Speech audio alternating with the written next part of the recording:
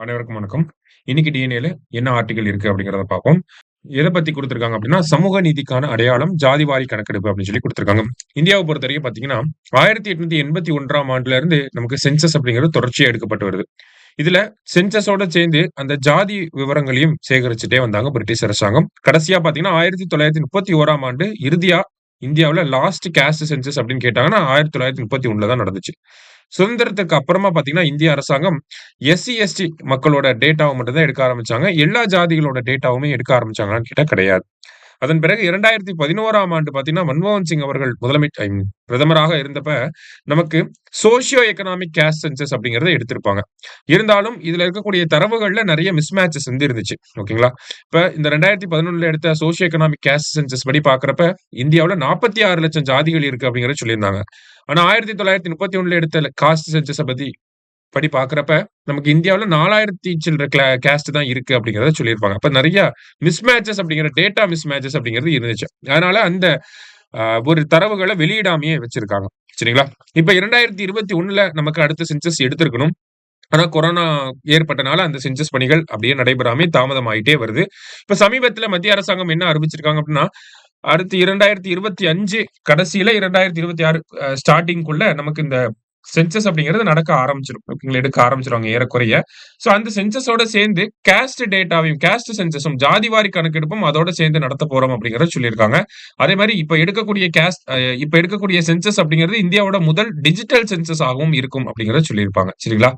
So cost census அப்படிங்கிறத மத்திய அரசாங்கம் எடுக்க போறோம் அப்படிங்கிறத அதிகாரப்பூர்வமா அறிவிச்சுட்டாங்க. சோ கடைசியா பார்த்தீங்கன்னா, நமக்கு இந்த காஸ்ட் ரிலேட்டடான டேட்டா அப்படிங்கிறது மண்டல் குழு தான் குடுத்திருப்பாங்க. ஓகேங்களா? மண்டல் குழு பார்த்தீங்கன்னா, 1931 சென்சஸ பேஸ் பண்ணி தான் நமக்கு இந்தியாவுல இருக்கக்கூடிய ஜாதிகள ஸ்டடி பண்ணியிருப்பாங்க. அதுல 52% பின் ஓபிசிஸ் வந்து இருக்காங்க. கிட்டத்தட்ட 3743 காஸ்ட் வந்து இருக்கு. ஓபிசி ரிலேட் பண்ணி பார்க்கிறப்ப. அப்படின்னு சொல்லி அவங்க 27% இடஒதுக்கீட குடுக்கணும் அப்படின்னு சொல்லியிருப்பாங்க. அத நடைமுறைப்படுத்தினது யார் அப்படின்னு பார்த்தீங்கன்னா, ஆகஸ்ட் 13, 1920ல விபி சிங் அவர்கள் வந்து நடைமுறைப்படுத்தி இருப்பார். சரிங்களா? சோ வேற என்ன ஆயிருக்கும் அப்படின்னு பார்த்தீங்கன்னா, அதன் பிறகு இந்த ஜாதி ரிலேட்டடான டேட்டாவே இல்லாம இருந்துச்சு. அதனால 2022ஆம் ஆண்டு பீகார் அரசாங்கம் ஜாதிவாரி கணக்கெடுப்பு எடுக்கப் போறோம் அப்படிங்கிறத அறிவிச்சிருப்பாங்க.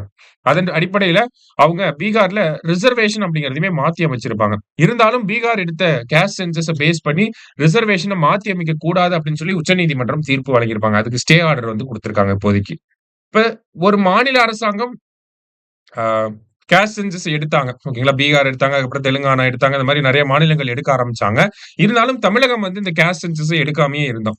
ஏன் அப்படின்னு பார்த்தீங்கன்னா, நம்ம ஜூன் 26, 2024ல ஒரு தீர்மானம் போட்டிருப்போம். அந்த தீர்மானத்துல ஏன் ஒரு மாநில அரசாங்கம் எடுத்தா அந்த காஸ்ட் சென்சஸ்க்கு அவ்வளோ அதிகாரம் இருக்காது அப்படிங்கிறத சொல்லியிருப்பாங்க. ஏன் தமிழக அரசாங்கம் எடுக்கல அப்படிங்கிறதையும் சொல்லியிருப்பாங்க. ஓகேங்களா?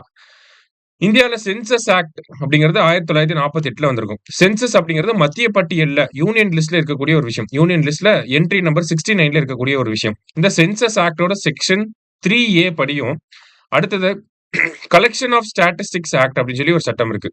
ஓகேங்களா? புள்ளி விவரங்கள் சேகரிப்பு சட்டம். கலெக்ஷன் ஆஃப் ஸ்டாட்டிஸ்டிக்ஸ் ஆக்ட் அப்படின்னு சொல்லி ஒரு சட்டம் இருக்கு. இந்த சட்டம் பார்த்தீங்கன்னா 2008ல வந்திருக்கும். இந்த சட்டத்தோட செக்ஷன் 32 படியும் பார்க்கிறப்ப, ஒரு மாநில அரசாங்கத்தால காஸ்ட் சென்சஸ் அப்படிங்கிறது எடுக்க முடியாது. காஸ்ட் சர்வே மட்டும் தான் எடுக்க முடியும். சரிங்களா? சோ காஸ்ட் சர்வே பேஸ் பண்ணி நம்மளால ரிசர்வேஷன மாத்தி அமைக்க முடியாது. அதனால தான் தமிழக அரசாங்கம் வந்து இந்த காஸ்ட் சர்வேவோ, காஸ்ட் சென்சஸ் எதையுமே நம்ம எடுக்கல. மத்திய அரசாங்கம் தான் எடுக்கணும் அப்படின்னு சொல்லி வலியுறுத்தி இருப்போம். அத பேஸ் பண்ணி ஒரு தீர்மானமும் ஜூன் 26, 2024ல கொண்டு வந்திருப்போம். சரிங்களா? சோ இப்ப மத்திய அரசாங்கமே இந்த காஸ்ட் சென்சஸ் அப்படிங்கிறது எடுக்க போறாங்க. சோ அது பேஸ் பண்ணி நமக்கு எப்படிலாம் ரிசர்வேஷன் மாறும், எப்படிலாம் வந்து மக்கள் மத்தியில அது ஒரு மாற்றத்தை கொண்டு வரப்போகும் அப்படிங்கிறத நம்ம வெயிட் பண்ணி தான் பார்க்கணும். சரிங்களா? சோ நாளைக்கு பார்த்தீங்க அப்படின்னா, நம்ம அகாடமியோட எல்லா பிரான்ச்சஸ்லயுமே பேங்கிங்கான ஃபவுண்டேஷன் கோர்ஸ் அப்படிங்கிறத பிளான் பண்ணியிருக்காங்க. சரிங்களா? சோ இதுல பேங்க் எக்ஸாம்க்கு எப்படி ஸ்டடி பண்ணணும், அ எப்படி ஸ்ட்ராட்டஜைஸ் பண்ணணும், அ எப்படிலாம் வந்து 1 இயர்லயே கிளியர் பண்றதுக்கான பாசிபிலிட்டீஸ் என்னலாம் இருக்கு, என்னென்ன எக்ஸாம்ஸ்லாம் வரப்போகுது, எல்லா டேட்டாஸுமே உங்களுக்கு வந்து குடுக்கப் போறாங்க. சோ பேங்கிங்க பத்தின டாப் டூ பாட்டம் அனாலிசிஸ் அப்படிங்கிறது நாளைக்கு இருக்க போகுது. சரிங்களா? சோ உங்களோட ஃபிரெண்ட்ஸ் அண்ட் ஃபேமிலிஸ், உங்களோட தம்பி, தங்கச்சி யாராவது இருந்தாங்கன்னா, அவங்களுக்குமே இத சஜெஸ்ட் பண்ணுங்க.